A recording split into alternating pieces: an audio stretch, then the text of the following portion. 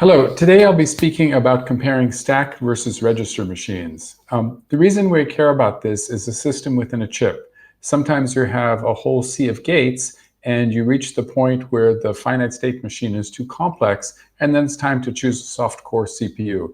You can go with a 16 or a 32-bit, you can go for a RISC or a stack machine, register or stack machine. When I go to the corporate conferences, everyone is very much into the RISC-V, even if the stack machines are more effective. So really the killer app for stack machines is debugging FPGAs. I had a recent problem where I did all my simulation, generally everything works for me, just this one last step wasn't working. I was like, what is going on? So I had to go in and probe the FPGA. And so what I did is I installed one soft core on the FPGA to debug the other one, which wasn't working. So I could set the clock, set values, read values. And what I found was a problem with the single port RAMs. So the old Lattice FPGAs had 8 K words of 16-bit words, lots of small RAMs. The new ones, the ICE40 UP5Ks, have these huge single port RAMs, which I'd like to use. And the problem I found was with those. And so the next thing I did is I instrumented one of those and I could set the values, and I showed very clearly that the warm reboot doesn't work. So if you look at the documentation, it actually says that during warm reboot, SPRAM content is not loaded.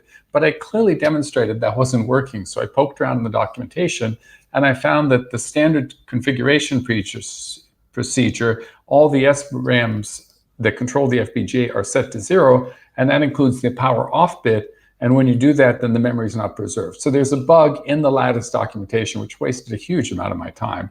Hopefully somebody from Lattice is here. This was reported through channels, so hopefully that'll be fixed. But really, without sort of a good tool for debugging that, I couldn't have done it. So I was really happy with this.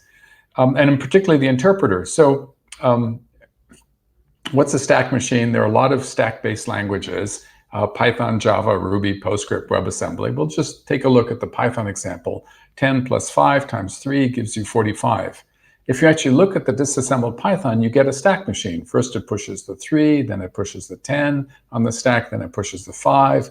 It takes the 10 and the 5 and adds them together, and then it takes the 15 and the 3 and multiplies, and that gives you 45. But doing Python as an interpreter, it's just a pig, right? So Python minimum requirements are 256 kilobytes of ROM and 16 kilobytes of RAM.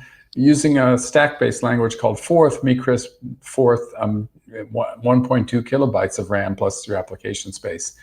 SNEC, second column, is a little bit better. Lua interpreter is also a pig. eLua, okay, comes in at 5.4 kilobytes. So given the limited space, particularly if you already have something on the FPGA, the sort of Forth stack machines will really save you a lot of space. Okay, so what's Forth? Well, it's basically a reverse Polish notation language. So middle column, 3, push a 10, 5, plus, multiply, print, and you get this stack effect that we're interested in.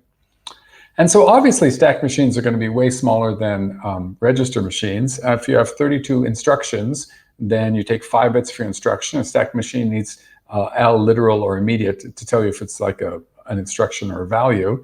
And so that gives you like 6 bits. Okay, maybe microcore uses 7, UXN uses 8. You have 3, if you have a 16-bit architecture, you can do 3 opcodes. 32-bit, you can do 5 opcodes.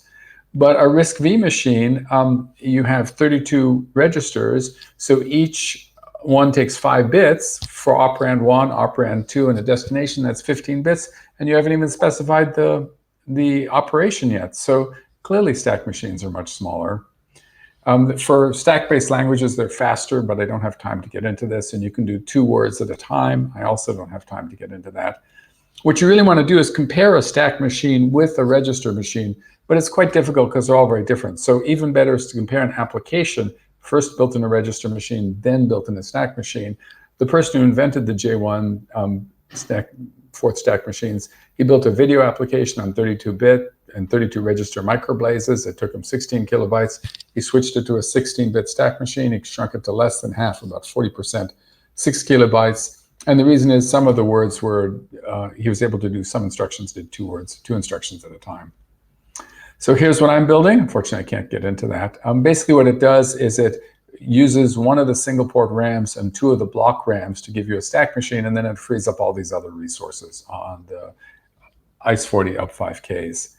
And the next thing I plan on doing is the 4 cores on an ICE40 up 5K. And so there's so that'll be a real clear demonstration that you can do this. I don't know of any 4-core RISC machines on these FPGAs. There is one that's 2 cores, but that's actually a barrel processor, which actually shares all of the different parts. So that's what I'm working on. My basic message is the emperor has no clothes. Clearly, 16-bit stack machines are much more space efficient than 32-bit RISC-V machines. Unfortunately, all the customers want a RISC-V, but at least for debugging them, particularly because the interpreter gives you a very nice tool set. And there I am at 6 minutes, so I'm good. Thank you.